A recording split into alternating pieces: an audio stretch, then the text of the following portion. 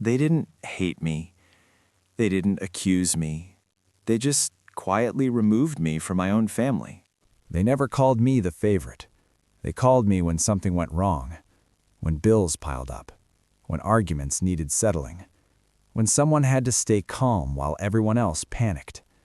That was my role. Not admired, not celebrated, relied on. My name is Daniel Moore, and for most of my adult life, my value came from one thing. I handled it, whatever it was. I was 38 when I realized something felt off. Not broken, not dramatic, just thinner, like warmth slowly leaving a room without anyone noticing the temperature change. I had a wife, Emily, 2 kids, a family that looked functional from the outside. We weren't rich, we weren't struggling, we were stable, and in adulthood, stability often gets mistaken for love. I grew up in a family where responsibility mattered more than emotion. My father believed silence was strength. My mother believed endurance was love. Affection was practical. You showed it by working longer hours, by fixing things yourself, by not complaining. I learned early that asking for help made people uncomfortable, so I stopped asking. By my mid-30s, I had become the default solution. At work, I was the one managers trusted when deadlines tightened. At home, I was the one who made decisions quietly and paid consequences privately. When my sister needed money, she called me. When my brother messed up, my parents called me. When something broke in the house, Emily didn't ask. She assumed I'd fix it. And I always did. At family gatherings, I was present but rarely noticed. I cooked. I cleaned. I drove people home. While others laughed loudly, I listened. While others spoke, I observed. I thought that meant maturity. I didn't realize it also meant invisibility. Emily used to look at me differently, not passionately, but securely, like someone looks at a wall they expect to always be there. "You're so dependable," she would say. It sounded like praise. I later understood it was a category. Our marriage didn't have fights. That was something we were proud of. No screaming, no slammed doors, just conversations that ended early and feelings that never fully surfaced. We talked logistics, schedules, expenses, plans. Rarely desires, rarely fears. We loved each other the way responsible adults are supposed to. At least that's what I told myself. Our children loved me, but in a quiet way. I packed lunches, checked homework, showed up on time. Emily was the emotional center. She comforted, she listened, she explained feelings. I enforced rules. Not harshly, consistently. Consistency doesn't inspire excitement. It inspires expectation. The first crack appeared on an ordinary evening. No argument, no incident, just a sentence. We were sitting at the kitchen table, bills spread out, kids asleep. She sighed. "I'm tired," she said. "So am I," I replied. She looked at me, then looked away. "Not like that," she said. I didn't ask what she meant. I should have. From that point on, conversations shortened. Not hostile, efficient. Emily spent more time on her phone, laughing softly at messages she didn't share. I noticed. I didn't comment. Confronting discomfort often makes it worse. At work, pressure increased. More responsibility, more expectations. "You always figure it out," my supervisor said. I smiled. Inside, something tightened. My parents called more often. Small requests, minor issues, constant. I felt pulled from every direction. Still, I didn't complain. Men like me endure. One Sunday at a family dinner, I realized something disturbing. Everyone was talking. No one was talking to me. They spoke around me, as if my presence was assumed, not engaged. I laughed when expected, nodded when appropriate. Inside, I felt detached, like I was watching my own life from across the room. That night in bed, I turned toward Emily. She was already facing away. I touched her shoulder. She stiffened slightly. "I'm just tired," she whispered. So was I, for different reasons. Weeks passed. Nothing exploded. Nothing resolved. Tension lived quietly between routines, until it turned into silence. It started with something small. Money. A payment issue. Emily accused me of forgetting. I explained calmly. She didn't raise her voice. Neither did I. But something in her expression shifted. "You always explain. You never listen." That sentence stunned me. I had built my identity on listening. "What do you mean?" I asked. She shook her head. "Never mind." That was the moment I realized something dangerous. She had stopped trying to be understood by me. After that, decisions were made without me. Small ones at first, then larger. I would find out afterwards. "We decided this. I already told them that." I wasn't consulted. I was informed. One evening, I overheard Emily talking to her sister. Her voice was low. "I just feel alone," she said. I stood in the hallway, frozen. Not because she felt alone, but because she felt alone with me present. I wanted to interrupt, to explain, but for the first time in my life, I had no solution. So I stayed silent. Silence, when left unchecked, grows teeth. The final moment came quietly. Emily was folding laundry. I was checking emails. "Do you ever feel like you're just surviving?" she asked. "Yes," I said honestly. She nodded. "I don't want to survive anymore." That sentence stayed between us, heavy, unanswered. I didn't know then it wasn't a question. It was a warning. Silence doesn't start loud. It doesn't announce itself. It slips in quietly between unfinished sentences and avoided eye contact, until one day you realize you're living inside it. That's what happened to my family. After that night, something changed, not visibly. No slammed doors, no dramatic confrontations, just a subtle rearranging of space. Emily stopped sitting across from me at the table. She chose the far end of the couch. Her phone became an extension of her hand. I noticed everything. I said nothing. At work, the pressure doubled. Deadlines tightened. Responsibility piled higher. I stayed late, came home exhausted. Emily didn't ask why. She had stopped asking questions that might lead to answers she didn't want. The kids sensed it before I did. They grew quieter around me. Not afraid, cautious. They still loved me, but they no longer leaned into me. Children adjust before adults admit something is wrong. The first real crack came from outside the house, from my brother. He called one evening. "I need you to come by," he said.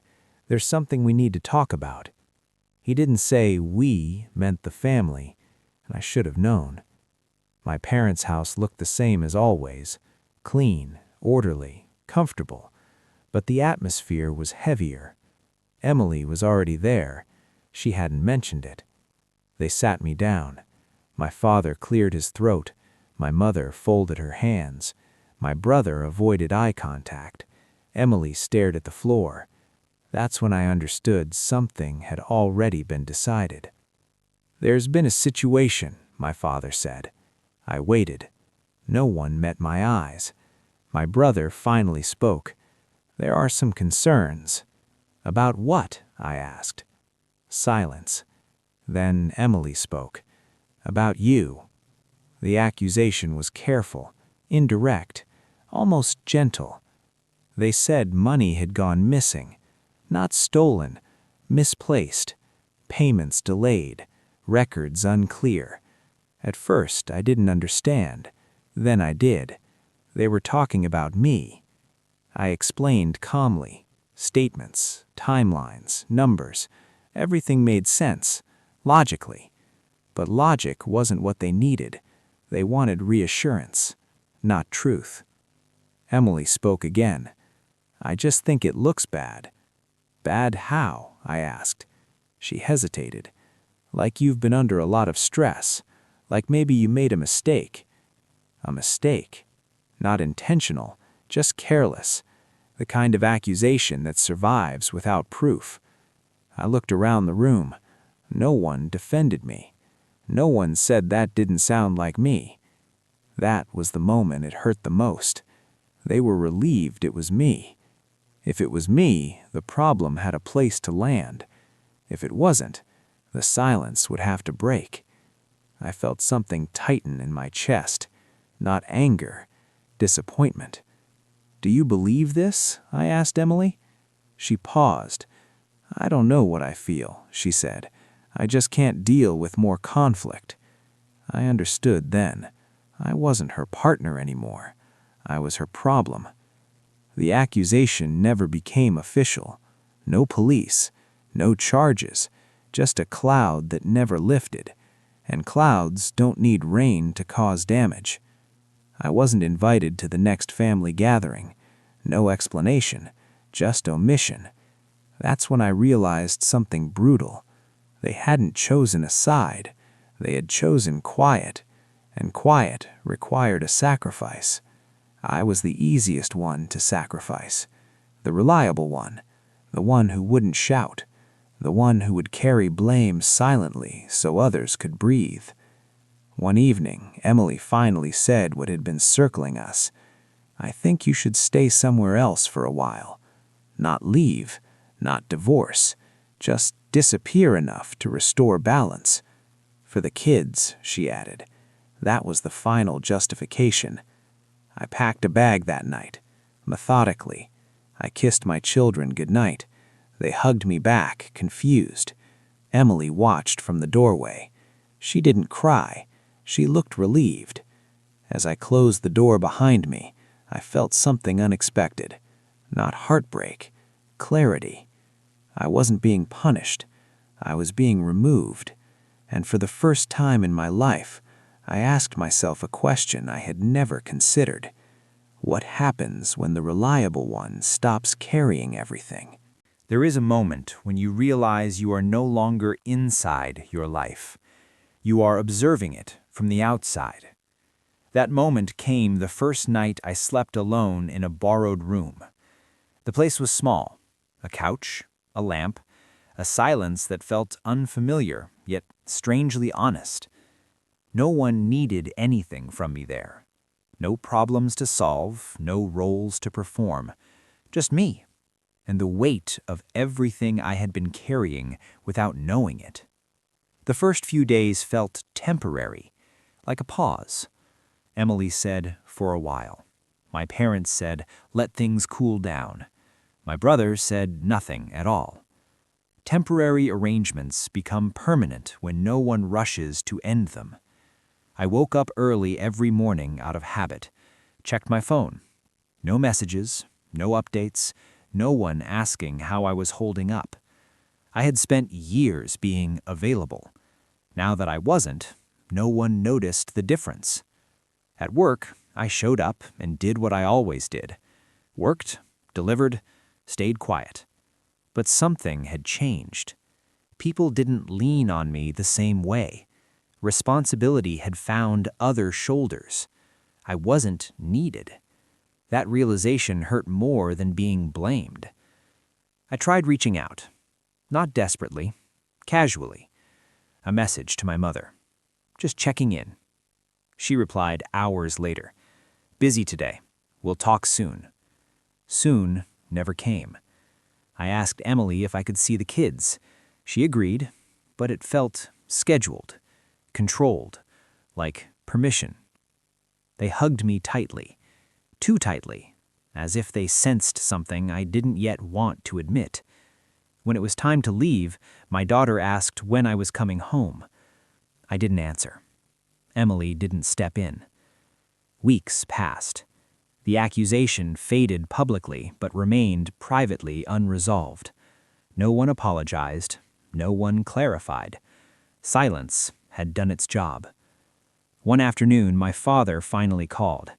His voice was calm, measured. "We think it's best if you keep some distance," he said. "For now?" I asked. He hesitated. "You know how these things are." I did. Distance becomes habit. Habit becomes replacement. That day, something settled in my chest. I wasn't being punished for something I did. I was being removed for what I represented: discomfort. If I stayed, questions lingered. If I left, peace returned. The loneliest nights weren't sad. They were empty. I would sit in the dark, not thinking, not feeling, just existing. That scared me. One night I broke the silence. I spoke aloud. "Is this really who I am to them?" The question echoed, unanswered. I stopped checking my phone. If someone wanted me, they knew where I was. No one came. Then something unexpected happened. Relief. Without obligation, my thoughts became clearer. I noticed how exhausted I had been, how careful, how small I had made myself to keep others comfortable. I started walking at night. No destination, just movement. I remembered things I had stopped enjoying: music, books, silence that didn't judge me. One evening I ran into an old colleague. He studied me for a moment. "You seem lighter," he said.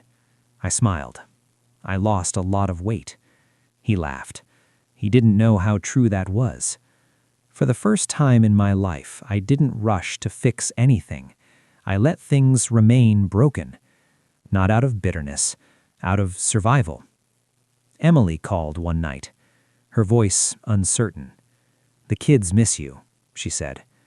"I miss them too." A pause. "I don't know what's going to happen," she added. I did. I just didn't say it. When we hung up, I noticed something strange. I didn't feel panic. The fear of losing everything had passed. I had already lost it, and survived. That night I wrote something down. Not a plan, a boundary. I will not return to places where I am tolerated instead of trusted. Reading it felt like breathing after a long dive. The next morning I woke up with clarity. Not anger, not revenge, choice. I wasn't invisible. I was unseen by people who chose not to look. There is a difference. For the first time, I stopped asking when I could go back. I started asking where I wanted to go next. Choosing yourself doesn't feel heroic at first. It feels selfish, uncomfortable, like you're breaking a rule you were raised to obey. I didn't make a grand announcement. I didn't explain myself to anyone. I simply stopped waiting for permission to live. The first decision was small. I moved out of the borrowed room, found a modest apartment close to work. Nothing impressive. Clean, quiet, mine. I didn't tell my family right away, not because I was hiding, because I no longer needed approval. Work changed after that. Not the job, me. I stopped volunteering for everything, stopped absorbing pressure that wasn't mine. When people asked too much, I said no. The world didn't collapse. That surprised me. I rebuilt my days carefully, not fast, not loudly, deliberately. Morning walks, simple meals, evenings without noise. I listened to my thoughts instead of running from them. Emily noticed before anyone else. She started calling more often, asking questions she hadn't asked in months. "How are you really doing? Are you happy?" The first question felt unfamiliar. The second felt dangerous. I answered honestly. "I'm calmer." She didn't know how to respond to that. The kids came over on weekends, at first cautiously, then naturally. They adjusted faster than the adults. Children don't need perfection. They need presence. Emily began speaking about us again, carefully, like testing thin ice. "I think we lost each other," she said one evening. "We did," I replied. She waited for more. I didn't add anything. My parents reached out next, an invitation to dinner. No apology, just normal conversation. I declined, politely, firmly. Distance had taught me something important. Proximity without respect is just familiarity. My brother eventually called. "We should talk," he said. "Maybe," I replied. I meant it. One afternoon, Emily asked the question she had been circling. "Do you think we can fix this?" I looked at her, not at who she used to be, at who we had become. "I don't want to fix something that only works when I disappear," I said. She didn't argue. She nodded. That hurt more than denial. Choosing yourself doesn't mean you stop loving others. It means you stop abandoning yourself to keep them comfortable. Opportunities appeared quietly. A consulting role, work that valued my thinking, not my sacrifice. I accepted selectively, built something stable, not impressive, sustainable. People noticed the change. "You seem different. You seem stronger." I was, not because I gained something, because I stopped losing myself. Emily tried one last time, not emotionally, practically. "Would you consider coming back?" she asked. I thought about the man I used to be, the reliable one, the silent one, the one who carried everything. Then I thought about the man I was becoming. "I don't think I belong there anymore," I said. She looked sad. I felt peaceful. The kids remained my priority. That never changed. But my role did. I was present, not depleted. Available, not invisible. One evening, walking home alone, I realized something important. I wasn't lonely. I was alone. And there is a difference. I didn't leave my family in anger. I left them in clarity. I didn't need validation. I didn't need permission. I had learned what my worth was not tied to. I was never the favorite. I was never the loudest. But I was no longer the one who disappeared to keep others comfortable. Sometimes, late at night, I think about the man I was, the one who fixed everything except himself. I don't judge him. I thank him. He carried me far enough to finally let go. Choosing yourself isn't the end of love. It's the beginning of honesty. And honesty, even when it costs relationships, gives you something far more valuable: peace.